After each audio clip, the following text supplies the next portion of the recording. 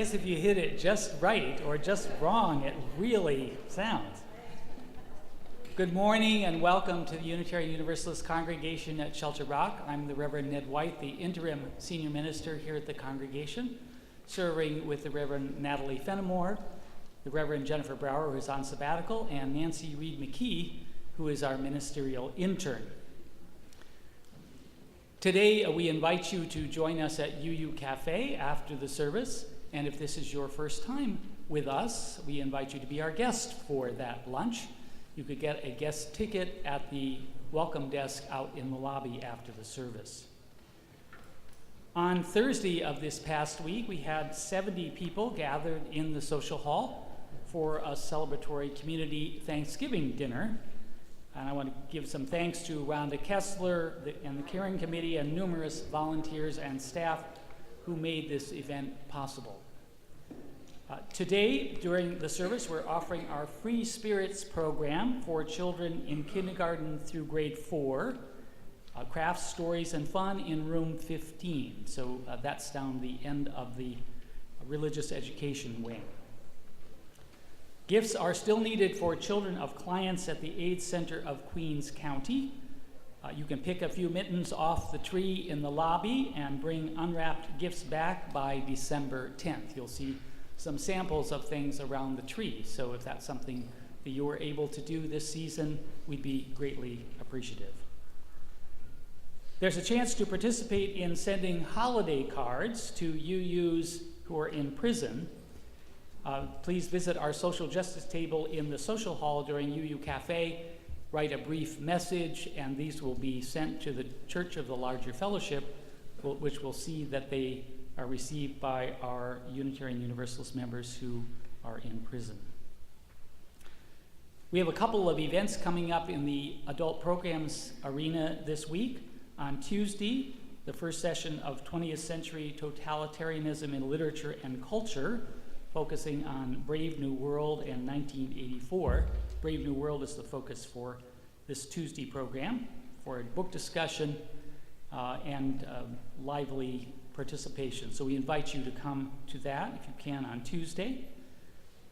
On Wednesday, I will facilitate the common read from this book, Daring Democracy, Igniting Power, Meaning, and Connection for the America We Want by Francis Moore Lappé and Adam Eichen.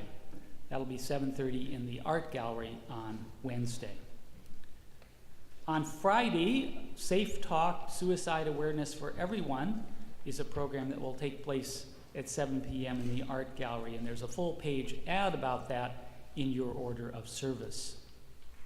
Next Sunday's service will be Resist and Rejoice, Impressions, Insights, and Wisdom from last June's Unitarian Universalist General Assembly in New Orleans, followed by a holiday decorations party. And my final announcement is that those of you who know Betty Nuxall, she has spent the better part of the past week in intensive care at North Shore Hospital, battling complications from an ulcer. So we're holding her in our thoughts and prayers. Expressions of concern may be sent to her at her home address, and her husband Bob will take them into her at the hospital. I now invite you, as is our custom, warmly to greet one another and to welcome one another to our service today.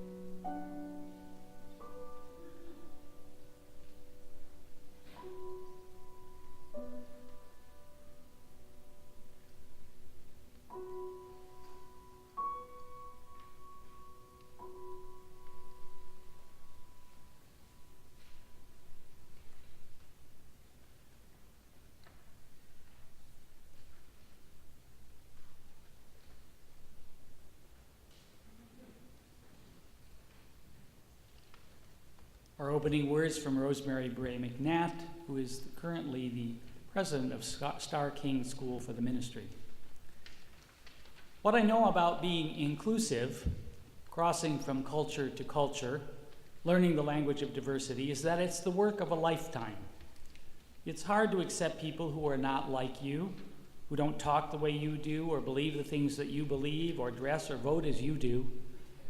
It's even harder to appreciate them for the things about them that are not like you, to find them interesting and fun, to enjoy the learning that's part of the experience, and to acknowledge finally that you may have to agree to disagree. The truth is this: if there is no justice, there will be no peace. We can read Thoreau and Emerson to one another, quote Rilke and Alice Walker and Howard Thurman, think good and noble thoughts about ourselves.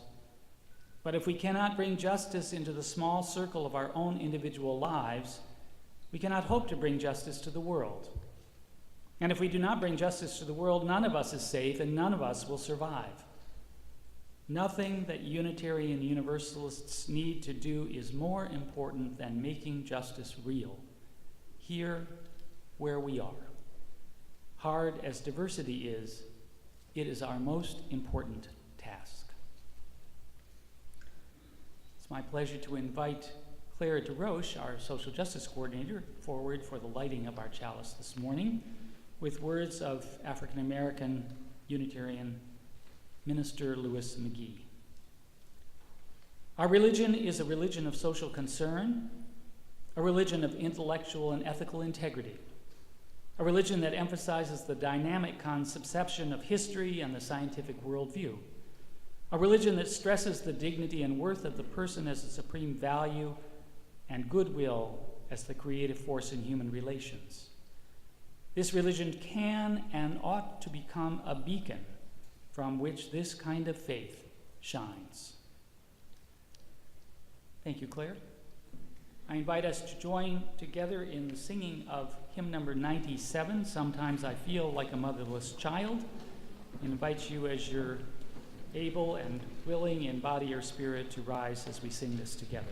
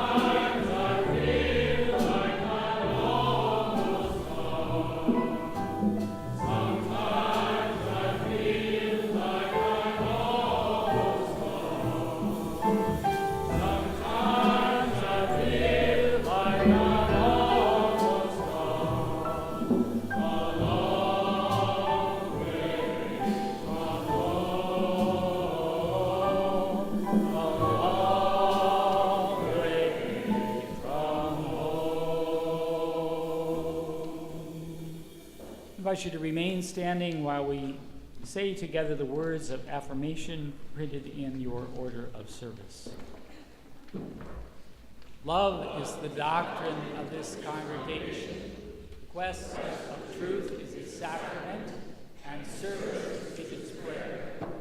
To dwell together in peace, to seek knowledge and freedom, to serve human need. This do we affirm and covenant with each other. Every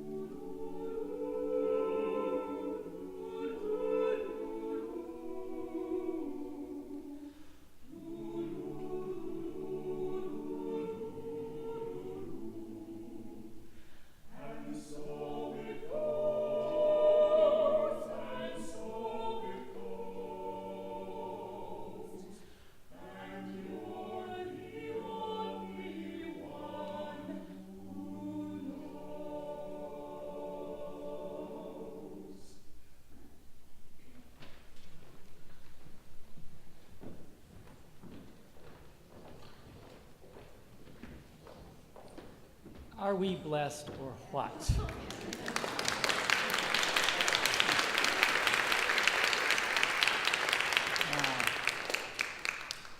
Yet another thing for which we can be grateful and thankful at this season of Thanksgiving. I invite you to open your hearts and open your wallets in generosity for the many gifts and blessings that we've received as we receive the offering for the work of this congregation, continuing to shower these blessings on a hurting world. I invite the ushers to come forward.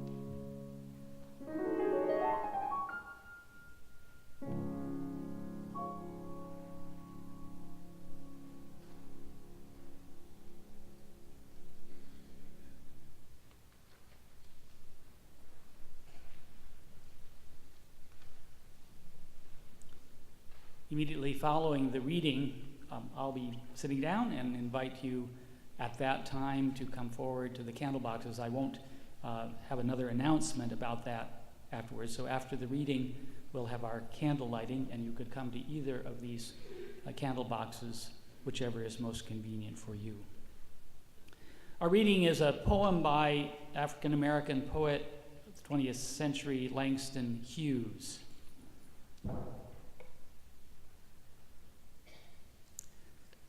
Let America be America again. Let it be the dream it used to be. Let it be the pioneer in the plain, seeking a home where he himself is free. America never was America to me. Let America be the dream the dreamers dreamed. Let it be that great, strong land of love where never kings connive nor tyrants scheme that any man be crushed by one above.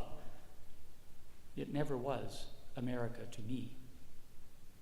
Oh, let my land be a land where liberty is crowned with no false patriotic wreath, but opportunity is real and life is free. Equality is in the air we breathe. There's never been equality for me, nor freedom in this homeland of the free. Say, who are you that mumbles in the dark? And who are you that draws your veil across the stars? I am the poor white, fooled and pushed apart. I'm the Negro bearing slavery's scars. I'm the red man driven from the land. I'm the immigrant clutching the hope I seek and finding only the same old stupid plan of dog eat dog, of mighty crush the weak. I'm the young man full of strength and hope, tangled in that ancient, endless chain of profit, power, gain, of grab of land, of grab of gold, of grab the ways of satisfying need, of work the men, of take the pay, of owning everything for one's own greed. I'm the farmer, bondsman to the soil. I'm the worker sold to the machine. I'm the Negro, servant to you all. I'm the people, humble, hungry, mean. Hungry yet today, despite the dream, beaten yet today. Oh, pioneers, I am the man who never got ahead, the poorest worker bartered through the years. Yet, I am the one who dreamt our basic dream in the old world while still a serf of kings, who dreamt a dream so strong, so brave, so true that even yet its mighty daring sings in every brick and stone, in every furrow turned that's made America the land it has become. Oh, I'm the man who sailed those early seas in search of what I meant to be my home. For I'm the one who left dark Ireland's shore and Poland's plain and England's grassy lea, and torn from black Africa's strand I came to build a homeland of the free. The free? Who said the free? Not me. Surely not me. The millions on relief today? The millions shot down when we strike? The millions who have nothing for our pay? For all the dreams we've dreamed and all the songs we've sung and all the hopes we've held and all the flags we've hung? The millions who have nothing for our pay except the dream that's almost dead today? Oh, let America be America again. The land that never yet has been, and yet must be, the land where every man is free. The land that's mine, the poor man's, Indians, Negroes, me, who made America, whose sweat and blood, whose faith and pain, whose hand at the foundry, whose plow in the rain, must bring back our mighty dream again. Sure, call me any ugly name you choose. The steel of freedom does not stain. For those who live like leeches on the people's lives, we must take back our land again, America. Oh yes, I say it plain, America never was America to me, and yet I swear this oath, America will be. Out of the rack and ruin of our gangster death, the rape and rot of graft and stealth and lies, we, the people, must redeem the land, the mines, the plants, the rivers, the mountains, and the endless plain. All the stretch of these great green states, and make America again.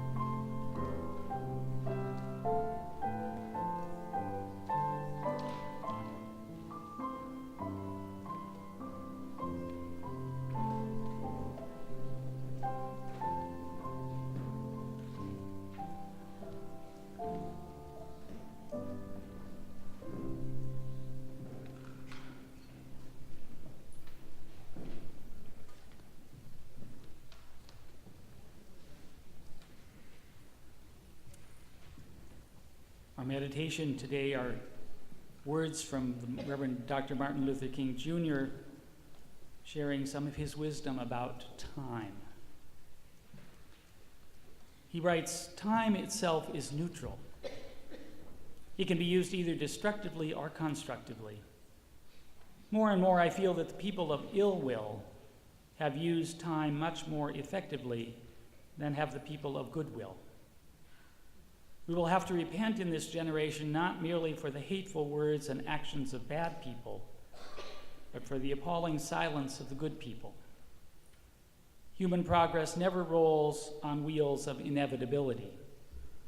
It comes through the tireless efforts of men and women willing to be co-workers with God. And without this hard work, time itself becomes an ally of the forces of stagnation."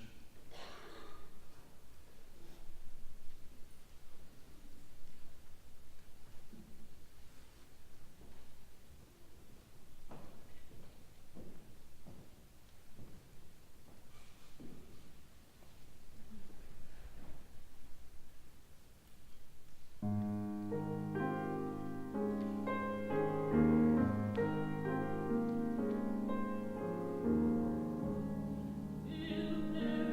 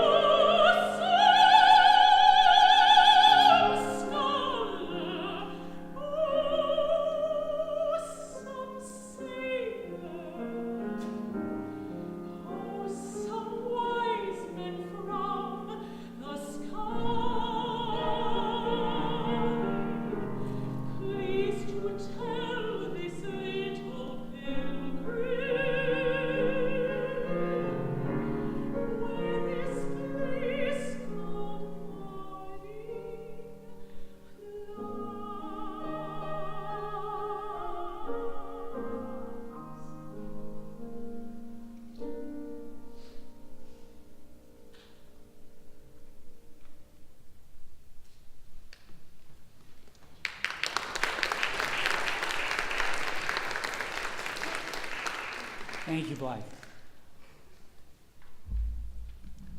I have to admit that the refrain that kept running through my mind for the last 2 weeks leading up to this sermon was, "Fools rush in where angels fear to tread." UUs and white supremacy. My motivation was a mixture of concern and urgency and guilt.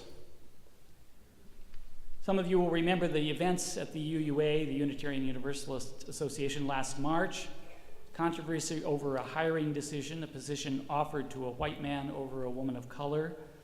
UUs of color discussed this at a conference in February, troubled by this hiring decision.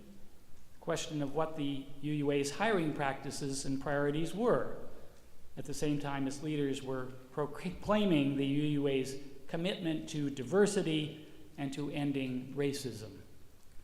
President Peter Morales resigned, then 2 other white male senior managers. There was a firestorm of accusations and counter-accusations, and the language that emerged publicly to characterize the underlying problem was white supremacy. Now, in some quarters, including here at UUCSR, this language was challenged as inflammatory, insensitive, confusing. If the UUA can be characterized as a white supremacist organization, how would you characterize the Ku Klux Klan? Are we saying these 2 organizations are equivalent? Late April, early May, an appeal went out from the UUA to interrupt business as usual on Sunday morning to offer a white supremacy teach-in in our congregations. So last April 30th and May 7th, over 700 UU congregations did so. That's 68% of all our congregations. Given the few people that I'd heard from here that were outraged by this language and by the fact that we were embroiled in our own conflicts, it did not seem like a great idea to move forward with that teach-in here at UUCSR last April or May. So today, I want to revisit the language of white supremacy and suggest that its power to disturb and disquiet some of us may be the very reason why it is precisely the right phrase for our current time. I offer testimony of a couple of different voices. Martin Luther King Jr. from his 1968 book, Where Do We Go From Here? Chaos or Community? A question we're still asking ourselves 50 years later.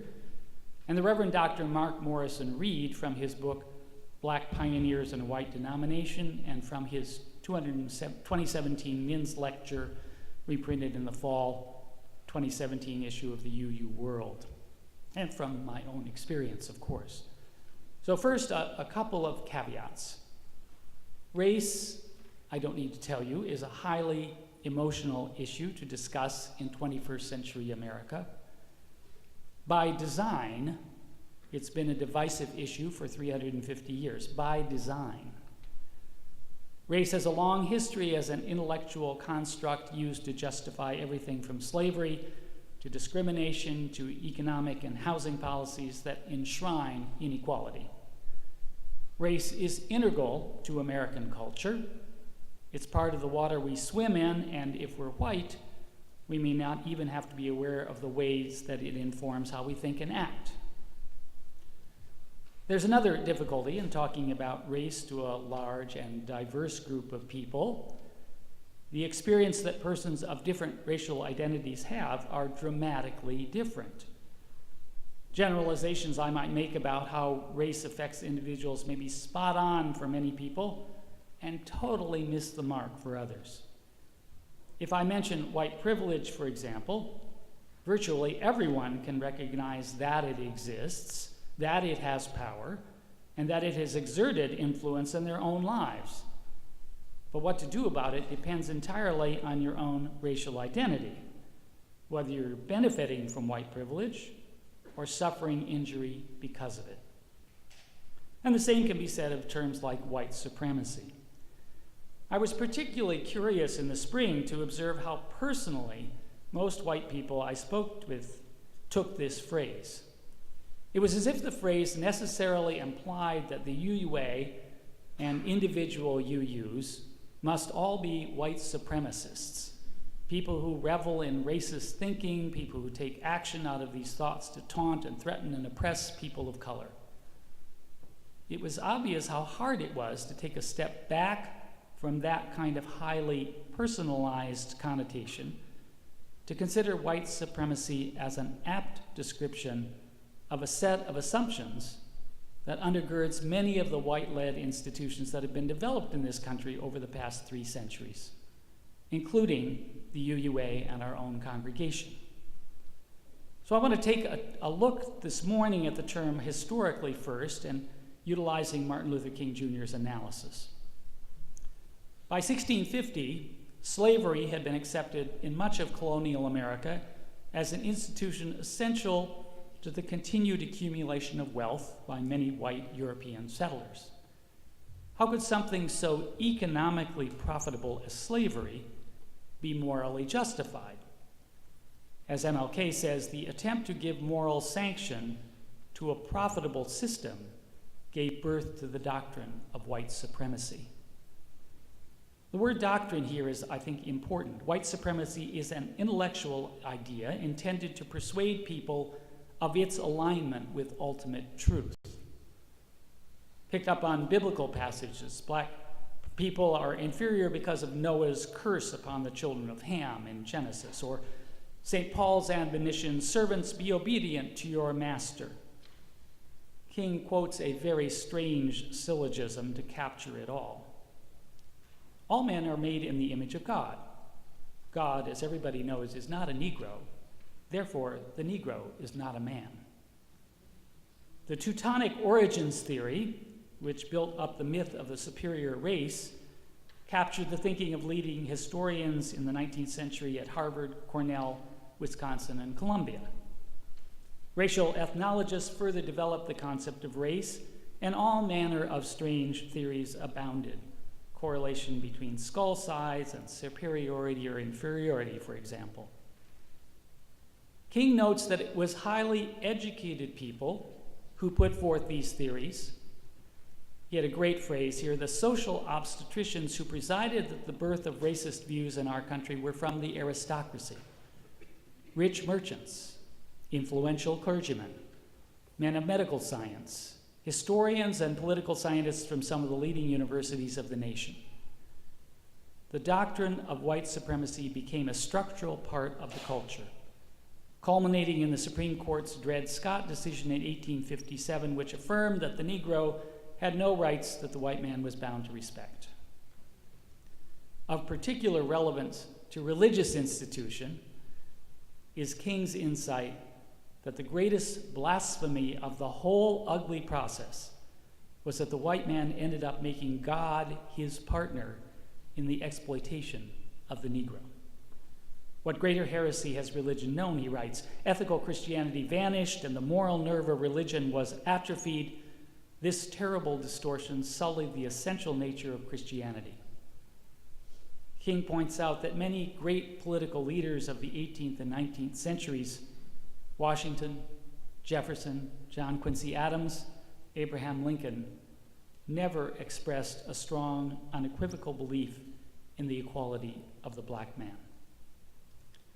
The doctrine of white supremacy, then, is the set of ideas and rationalizations designed to support the myth of the inherent superiority of white people and the inferiority of black people.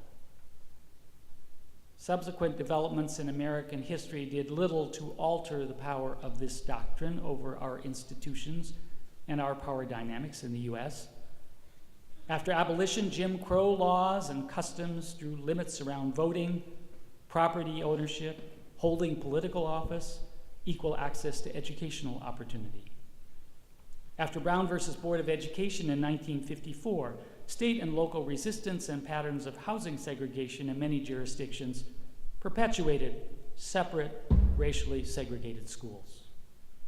After the Civil Rights Act of 1964 and the Voting Rights Act of 1965, many states and localities still resisted allowing black citizens to enjoy equal access to opportunities in employment or education, to register or to vote. The so-called war on poverty in the 1960s fell far short of the hopes over the long term to improve the lives or prospects of Black communities throughout the United States. In more recent years, we've seen the emergence of the new Jim Crow, the consequences, intended or unintended, of disproportionately incarcerating people of color because of the war on drugs, the erosion of voting rights protections in the wake of the Supreme Court decision to weaken those provisions of the Voting Rights Act, and consequences of another half-century failing to enforce laws designed to protect Black citizens from exploitation. It's hard to look at all of these developments without a sense that white supremacy continues to function as one of the fundamental underpinnings of U.S. jurisprudence, legislative policy and enforcement, and social practice in this country. And what about our own Unitarian Universalist institutions, the association and our congregations? Our own history is large on rhetoric and small on significant achievement. In Black Pioneers in a White Denomination, Mark Morrison Reed documents the difficult experiences many Black ministers in the 20th century suffered trying to secure support for their outreach to Black people looking for a liberal religious home, especially in urban areas. Egbert Ethelred Brown discovered Unitarian thought in the first decade of the 20th century while he was living in Jamaica. He completed a 2-year program at Meadville Lombard in 1912, but struggled first in Jamaica, then in Harlem, to establish a Black Unitarian congregation. Leaders at the American Unitarian Association never regarded him as a peer or colleague and refused to sustain any kind of financial support for his pioneering work until the late 1930s. Struggling to find work in New York City before that period, his family suffered too.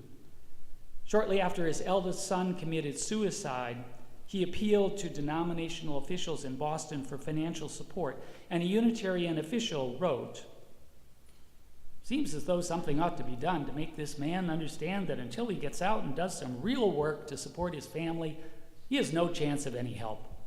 No wonder his son committed suicide. He must have been the only wise one in the family." Growing realization that institutionalized racism has two sides, Black oppression and white privilege. They depend on one another. My life has been steeped in white privilege, which I have for the most part taken for granted. If I need any evidence of the role of white supremacy in my own life, I need only look back to my childhood in Battle Creek, Michigan. When my parents moved there in 1947 with their 3 children, they also brought an African-American woman, Catherine Carter, who had come to work for our family in Baltimore, Maryland after my sister was born, and my mother was finding the care of 2 children to be overwhelming. Catherine lived with us for several years, then moved out on her own, but continued to work in domestic service to my family and other families until we moved away 10 years later. She was an extraordinarily able and multi-talented woman. It was only many decades later that I came to ask myself, why is she serving in domestic service? Was that her only job opportunity? And if so, why? Why were all the residents of our affluent neighborhood white, and all the residents of her poor neighborhood across town Black? In many respects, Battle Creek, Michigan was as segregated a community as any small city in the South, perhaps more so. I can't help but think that the doctrine of white supremacy played a role in shaping the educational and economic realities that preserved limitless opportunities for me and my white family, and severely limited opportunities for Catherine Carter and her neighbors. So where does that leave us now? We are being called upon to put down the heavy baggage of our privilege and open ourselves and our movement up to discover a new way forward. In the winter issue of the UU World, Reverend Reed offered a sobering analysis of our denomination's Black history entitled "The Black Hole in the White UU Psyche." He shows how blind most of us have been to the realities of being a Black person in a predominantly white institution. There have been momentous and emotionally wrenching moments. the vote at the 1968 General Assembly in Cleveland, Ohio, to give the Black Affairs Council $250,000 a year for 4 years.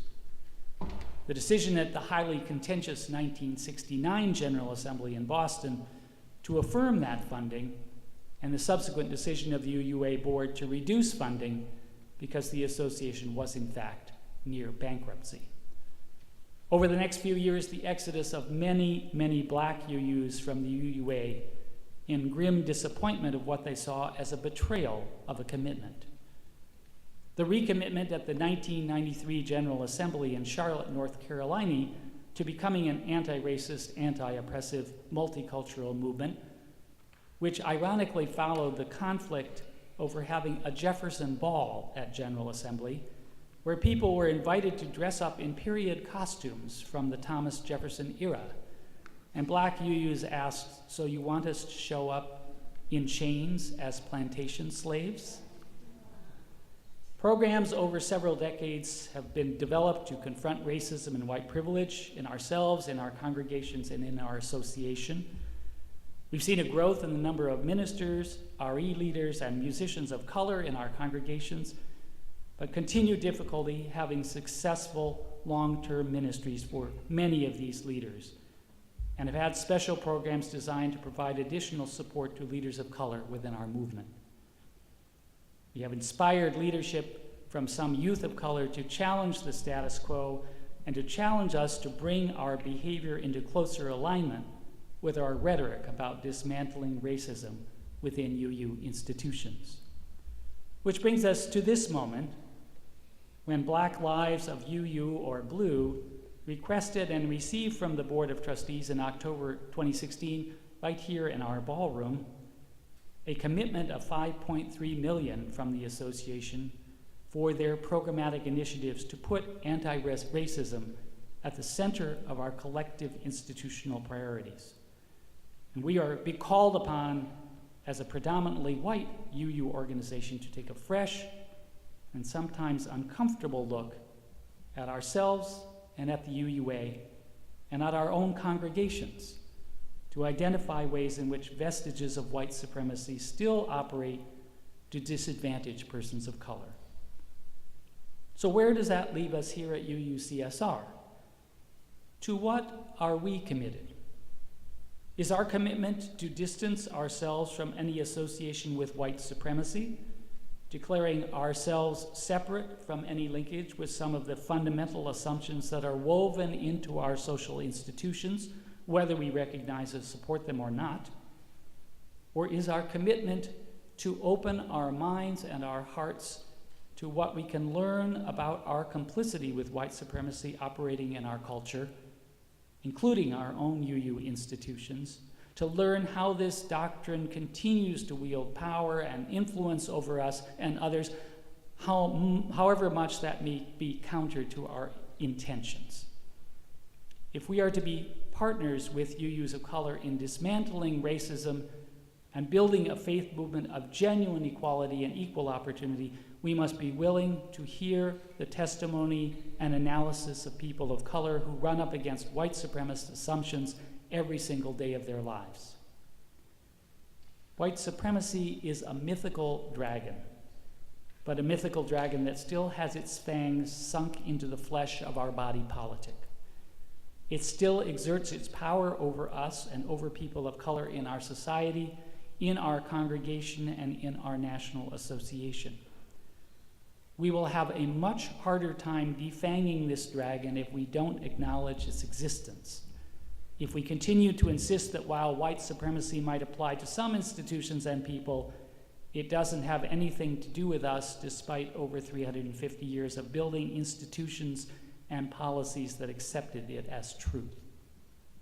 If it took that long to bake white supremacy into our institutions, it's going to take a long time to purge it from these institutions and from our minds and our hearts. Yet that is precisely the commitment we make as Unitarian Universalists, to undertake that work together, to continue it together, to usher in a new era within our faith tradition. We will be offering a variety of programs over the rest of this congregational year to help us progress along this way. Speakers, workshops, films, each weekend in January, a teach-in, discussion groups. Please watch the Quest and the events table for flyers about this important work. Plan to attend and participate. Now, more than ever, we need to come together to unseat white supremacy. The time is now. The place is here. And the agents, we the people. Let's begin. So may it be. Shalom. Blessed be. Insha'Allah. Aho. Shanti. Amen.